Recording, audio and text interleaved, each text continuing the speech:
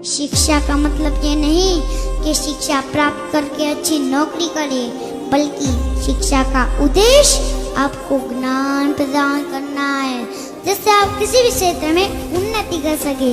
इसलिए दोस्तों, जब तक शिक्षा का मतलब नौकरी पाना होगा, तब तक समाज में नौकरी पैदा होंगे, मालिक नहीं। लाइफ में एक बात याद रखना, किसी को कुछ दोगे तो लौट के जरूर आएगा। प्यार दोगे प्यार मिलेगा, खुशी दोगे खुशी मिलेगी, दुख दोगे दुख मिलेगा। कोई अपना लक साथ में लेके नहीं आता, वो बनाना पड़ता है। अगर आपके पास रिस्क लेने का एटीट्यूड है, इसका एक ही फंडा है, higher the risk, higher the profit. मुझे नहीं पता ये लाइंस किसने लिखी हैं, पर जिन्होंने भी ये इतनी खूबसूरत पंक्तियां लिखी हैं, उन्हें दिल से मेरा धन्यवाद। ध्यान से सुनना। तू अपनी खूबियां ढूंढ, खामियां निकालने के लिए लोग हैं ना। अगर रखना है कदम तो आगे रख, पीछे खींचने के लिए लोग हैं ना। सपना देखना है तो ऊंचा देख, नीचा दिखाने के लिए लोग हैं ना। तू अपने अंदर जुनून की चिंगारी भड़का, जलने के लिए लोग हैं ना। प्यार करना है तो खुद से कर, नफरत करने के लिए लोग हैं ना। तू अपनी अलग पहचान बना, भीड़ में चलने के लिए लोग हैं ना। तू कुछ करके दिखा दुनिया को, तू कुछ करके दिखा दुनिया को, तालियां बजाने के लिए लोग हैं ना। जब कोई लड़का पैसा जेब में रखने के बाद भी बाजार जाकर खाली हाथ लौट के आ गया, तो समझ जाना वो बड़ा हो गया है, उसको जिम्मेदारी का आभास हो गया है। अब उसको ही नहीं हो गया, बड़ी जल्दी आभास हो जाता है जिम्मेदारी का। अभी आप लोग को बहुत शौक है, जिस दिन कमाने लगिएगा जेब में पैसे होंगे लेकिन जिम्मेदारी दिखेगी। दीदी का ब्याह करना है, पिताजी का कर्जा भरना है, घर द्वार, जो खेत जो गहने बीत चुके हैं, याद रखना बाबू, उसका दुन्ना लेके आना है। ये नहीं कि जितना चादर है उतना पैर फैलाएंगे, नहीं समझ आ गया। जो गहने बिके हैं हम उतना ही वापस लाएंगे तो मिला क्या? आपके पैसे से पूरा होता है, क्योंकि जिस समय आप कमाने उतरते हैं ना, आपके शौक मर चुके होते हैं, कुछ ही बचता ही नहीं है शौक के लिए। ये हकीकत है। जिसकी माँ नहीं है उसका घर उजड़ जाता है, जिसका बाप नहीं है संसार उजड़ जाता है। सबको कहते हैं जॉब हो जाएगा फिर बिजनेस भी करना, समझा गया?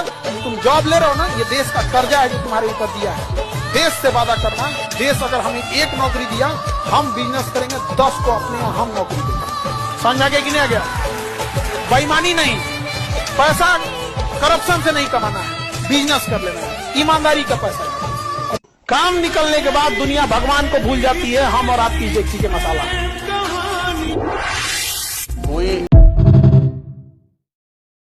मुझे नहीं पता ये लाइंस किसने लिखी हैं, पर जिन्होंने भी ये इतनी खूबसूरत पंक्तियां लिखी हैं, उन्हें दिल से मेरा धन्यवाद। ध्यान से सुनना। तू अपनी खूबियां ढूंढ, खामियां निकालने के लिए लोग हैं ना।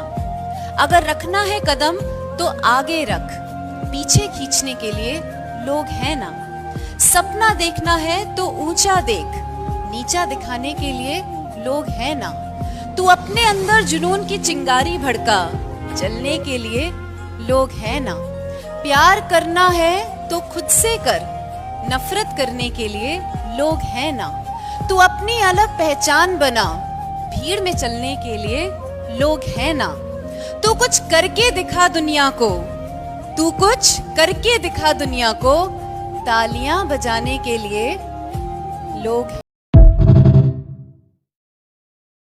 कौन कहाँ मिल जाता है बेटा, किसको क्या पता। तू किसी बात की चिंता इस वक्त मत कर, बस अपनी जिंदगी जी आराम से। बिल्कुल जो मिलना होता है ना जिंदगी में, वो मिल के ही रहता है, उसको नहीं कोई रोक सकता। आज तेरे को लग रहा है तेरी जिंदगी खत्म, कल को फिर सब ठीक हो जाना है। परसों को तूने आप ही आके दादी को बोलना है, दादी जो हुआ अच्छा ही हुआ। रख हौसला, वो मंजर भी आएगा, प्यासे के पास चल के समंदर भी आएगा।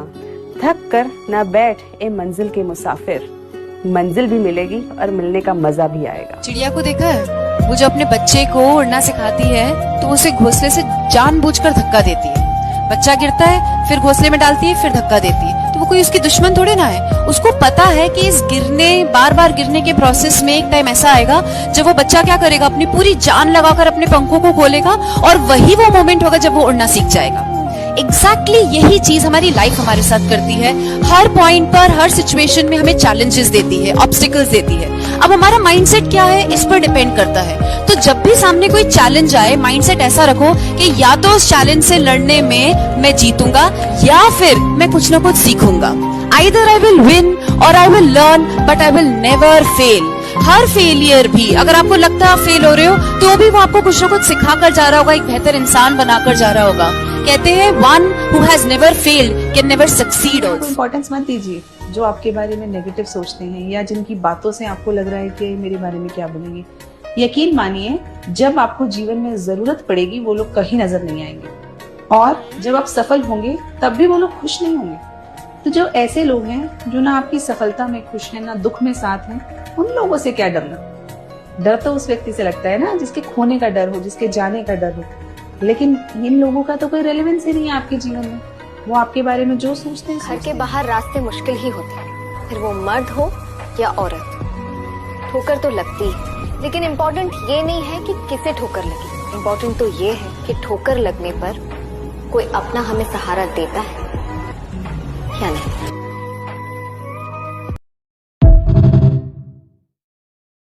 दुनिया में सबसे इम्पोर्टेंट चीज होती है आपका सपना। जो भी आपका गोल है, आपका सपना है, उसे पाने के लिए मेहनत कीजिए। Just get it.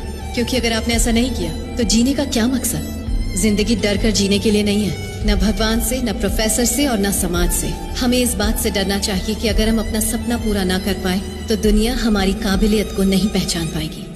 जिंदगी एक सुनहरा मौका है अपनी काबिलियत को साबित करने का। Just prove it. Awake, arise and stop not till the goal is reached. Thank you. बड़ा भय लगता है, नहीं?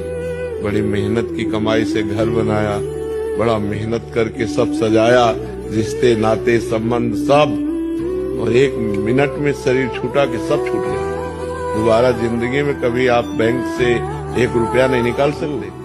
हमसे अच्छा आप हमें जानते हैं, हमसे अच्छा आप हमें जानते हैं, क्योंकि कल क्या होने वाला मुझे पता नहीं, आपको पता है।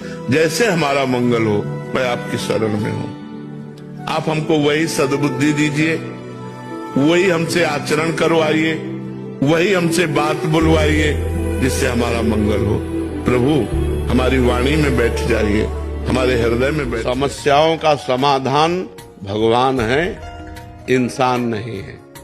भगवान हर समस्या का समाधान है। वो कर तुम अकर तुम अन्यथा कर तुम सर्व समर्थ है।